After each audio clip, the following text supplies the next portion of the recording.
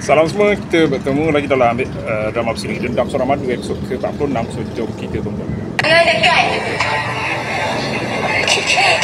Kalau kau dekat, aku terjun. Aku nak Faris. Faris je yang boleh faham aku. Kak, sabar kak. Kau jangan macam ni kak. Kau je darah daging yang aku ada sekarang ni.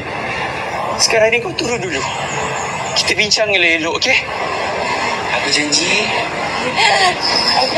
Jangan dekat. Aku janji aku bawa kau kat dia. Aku janji. Sekarang kau turun dulu. Sekarang kau turun dulu kak. Kau tipu. Kau tipu. Dia tak nak aku pun kan.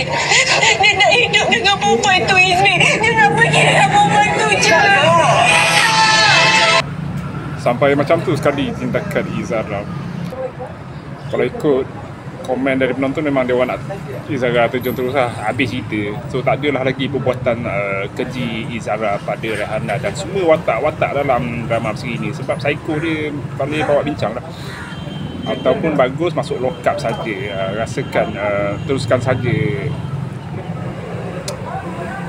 Sebab ini sebab perbuatan dia. Tapi selagi drama ni belum habis, Izara tak akan mati sebenarnya. Saya pun dah lost track dah berapa banyak drama bersiri ni. Berapa lama drama bersiri Dendam Seorang Madu ni. Sekarang ni episod 46. Dia drag sampai 60 ke berapa tak. Tapi Izara dia ada peluang lagi dengan Faris sebab ayah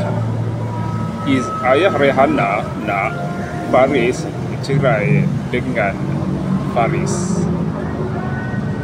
Lepas tu dengan plot balas dendam Rehana ni, so sekarang ni Izara bolehlah duduk tepi sebab dia dah jadi side character dah. Jumpa lagi dalam episod seterusnya esok. Sekian.